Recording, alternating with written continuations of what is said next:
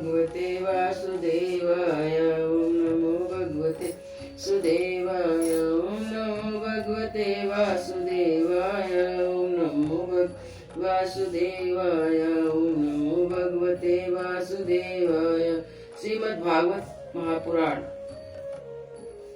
बरा अवतार की कथा। श्री सुखदेव जी ने कहा, राजन, मुनिवर मैत्री जी के मुख से यह परम पुण्यमयी कथा सुनकर विदुर जी ने फिर पूछा, क्योंकि भगवान की लीला कथा में इनका अत्यंत अनुराग हो गया था। विदुर जी ने कहा, मुने, स्वयंभू ब्रह्मा जी के प्रिय पुत्र महाराज स्वयंभू मनु अपनी प्रिय पत्नी शतरूपा को पाकर फिर क्या किया? आप साधु श्रीमणि, आप मुझे आदि राजर्षि स्वयं मनु का पवित्र चरित्र सुनाइए। वे श्री विष्णु भगवान के शरणापन्न थे, इसलिए उनका चरित्र सुनने में मेरी बहुत श्रद्धा है। जिनके हृदय में मुकुंद के चरणारविंद विराजमान है, उन भक्त जनों के गुणों का श्रवण करना ही मनुष्यों के बहुत दिनों तक किए हुए शास्त्र अभ्यास के श्रम का मुख्य फल है, ऐसा विद्वानों का श्रेष्ठ मत है। श्री सुखदेव जी कहते हैं, राजन, विदुर जी सहशीर्षा भगवान हरि के चरणाश्रित भक्त थे। उन्होंने जब विनय पूर्वक भगवान की कथा के लिए प्रेरणा की, तब मुनिवर मैत्रेय का रोम रोम खिल उठा। उन्होंने कहा, मैत्रेय जी बोले, जब अपनी भार्या शतरूपा के साथ स्वयंभू मनु का जन्म हुआ, तब उन्होंने बड़ी नम्रता से हाथ जोड़कर ब्रह्मा जी से कहा, भगवान, एकमात्र आप ही समस्त जीवों के जन्मदाता, जीविका प्रदान करने वाले पिता हैं। तथापि हम आपकी संतान है, ऐसा कौन सा कर्म करें जिससे आपकी सेवा बन सके? पूज्यपाद, हम आपको नमस्कार करते हैं। आप हमसे हो सकने योग किसी भी कार्य के लिए हमें आज्ञा दीजिए, जिससे इस लोक में हमारी सर्वत्र कीर्ति हो, परलोक में सद्गति प्राप्त हो। ब्रह्मा जी ने कहा, तात पृथ्वीपते, तुम दोनों का कल्याण हो। मैं तुमसे बहुत प्रसन्न हूँ, क्योंकि तुमने निष्कपट भाव से मुझे आज्ञा दीजिए यूँ कहकर मुझे आत्मसमर्पण किया है। वीरों पुत्रों को अपनी पिता के स्वरूप में पूजा करनी चाहिए। उन्हें उचित है कि दूसरों के प्रति ईर्ष्या का भाव न रखकर जहाँ तक बने उनकी आज्ञा का आदर पूर्वक सावधानी से पालन करें। तुम अपनी इस भार्या से अपने ही समान गुणवती संतति उत्पन्न करके धर्म पूर्वक पृथ्वी का पालन करो और यज्ञों द्वारा श्री हरि की आराधना करो। राजन, प्रजा पालन से मेरी बड़ी सेवा होगी और तुम्हें प्रजा का पालन करते देखकर भगवान श्री हरि भी तुमसे प्रसन्न होंगे। जिन पर यज्ञ मूर्ति जनार्दन भगवान प्रसन्न नहीं होते, उनका सारा संव्रत होता है, क्योंकि वे तो एक प्रकार से अपनी आत्मा का अनादर करते हैं। मनु जी ने कहा, पाप का नाश करने वाले पिताजी, मैं आपकी आज्ञा का पालन अवश्य करूंगा, किंतु आप इस जगत में मेरे और मेरी भावी प्रजा के रहने के स्थान बताइए। देव, सब जीवों का निवास स्थान पृथ्वी इस पर प्रलय के समय जल में डूबी है। आप इस देवी के उद्धार का प्रयत्न कीजिए। श्री मैत्रेय जी ने कहा, पृथ्वी को इस प्रकार अथाह जल में डूबी देखकर ब्रह्मा जी बहुत देर तक मन में सोचते रहे कि इसे कैसे निकालूं। जिस समय मैं लोक रचना में लगा हुआ था, उसी समय पृथ्वी जल में डूब जाने से रसातल में चली गई है।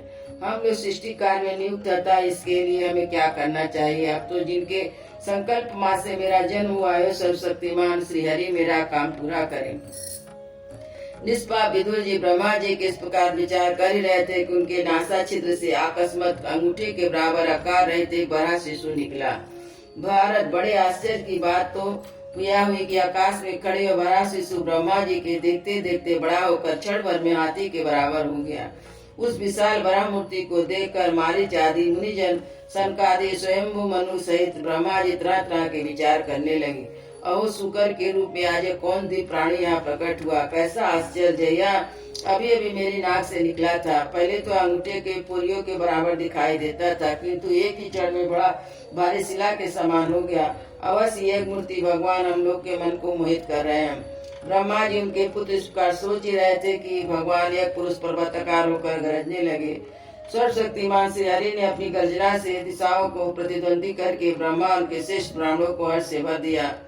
अपना खेद दूर करने वाली महामाया बरा भगवान की गुरगुराहट को सुनकर ये जन लोग, तप लोग और सतलोक के निवासी मुनिगण तीनों वेदों के परम पवित्र मन से उनकी स्तुति करने लगे।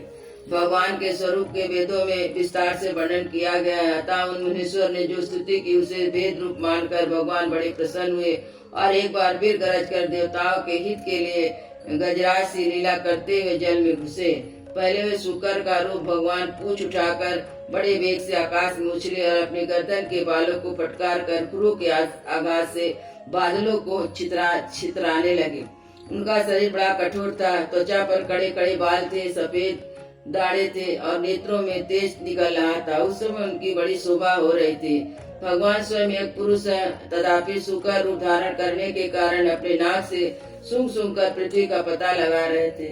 उनकी दाढ़ें बड़ी कठोर थी, इस प्रकार यद्यपि बड़े कुरु जान पड़ते थे, तथापि अपनी स्तुति करने वाले मारीच आदि मुनियों को बड़ी सौम्य दृष्टि से निहारते हुए उन्होंने जल में प्रवेश किया।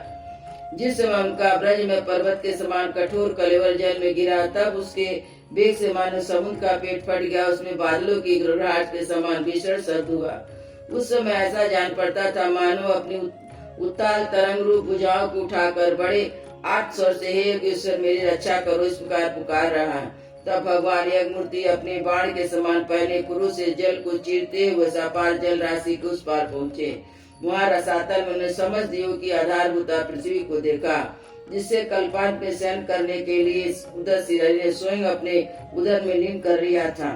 फिर वह जल में डूबी पृथ्वी को अपने दाढ़ पर लेकर रसातल से ऊपर आए।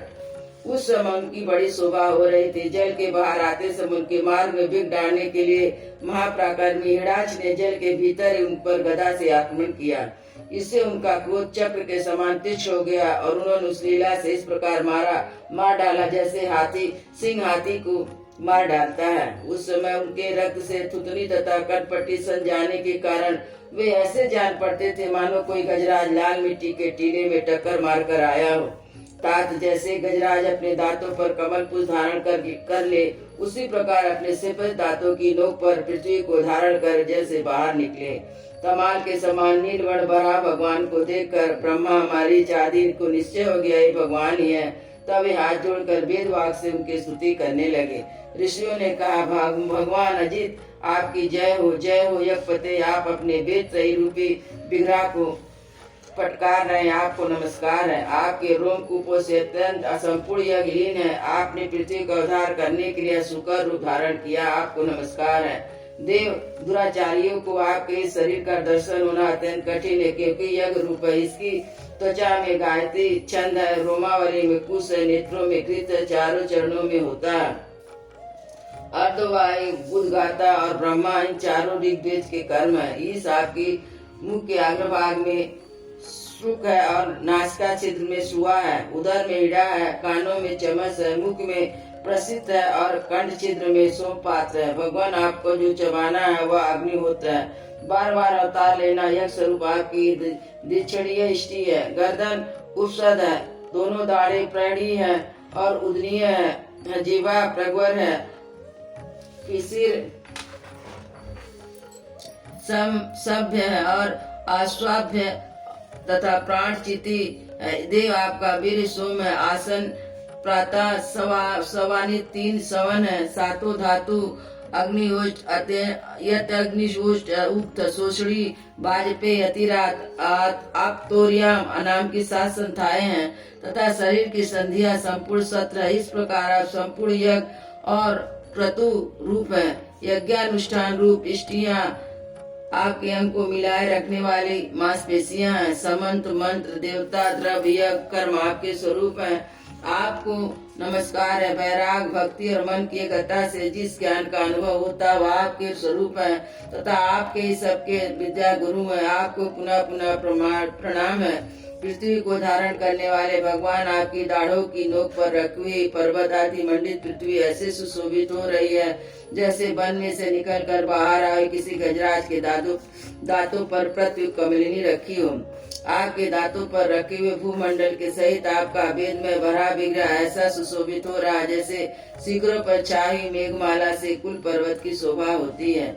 नाथ चराचर जीवों के सुखपूर्वक रहने के लिए अपनी पत्नी जगन माता पृथ्वी को जल पर स्थापित कीजिए। आप जगत के पिता अरण्य में अग्नि स्थापन के समय आपने इसमें धारण शक्ति रूप अपना तेज स्थापित किया है। हम आपको और इस पृथ्वी माता को प्रणाम करते हैं। प्रभु रसातल में डूबी हुई इस पृथ्वी को निकालने का साहस आपके सिवा और कौन कर सकता था, किंतु आप तो संपूर्ण आश्चर्यों के आश्चर्य हैं। आपके लिए कोई आश्चर्य की बात नहीं है कि आपने तो अपनी माया से इस आश्चर्य में विश्व की रचना की। जब आप अपने वेद में विग्रह को लाते हैं तब हमारे ऊपर आपकी गर्दन के बालों से झरते हुए शीतल जल की बूंदें गिरती है। हे उनसे भीग कर हम जन लोग, तप लोग, सतलोक में रहने वाले मुनि जन सर्वदा पवित्र हो जाते हैं। जो पुरुष आपके कर्मों का पार पाना चाहता हो वैसे आपकी बुद्धि नष्ट हो गई है। अवश्य उसकी बुद्धि नष्ट हो गई, क्योंकि आपके कर्मों का कोई पार नहीं है। आपकी योग माया के सत्वाधिक गुणों से सारा जगत मोहित हो रहा। भगवान आप इसका कल्याण कीजिए। मैत्रेय जी कहते हैं, विदुर जी उन ब्रह्मवादी मुनियों के इस प्रकार स्तुति करने पर सबकी रक्षा करने वाले बराह भगवान ने अपने क्रोध से जल को स्तंभित कर उस पृथ्वी को स्थापित कर दिया। इस प्रकार रसातल में लीला पूर्वक लाए पृथ्वी को जल पर रख और विश्वेश्वर प्रजापति भगवान से हरे अंतर ध्यान हो गए। विदुर जी भगवान के लीला में चरित अत्यंत कीर्तनीय है। उनमें लगी हुई बुद्धि सब प्रकार के पाप तापों को दूर कर देती है। जो पुरुष इनकी मंगलमयी मंजूर कथा को भक्ति भाव से सुनता है, सुनाता है, उसके प्रति भक्त वत्सल भगवान अंतस्थल से बहुत शीघ्र प्रसन्न हो जाते हैं। भगवान शिव सभी कामनाओं को पूर्ण करने में समर्थ है।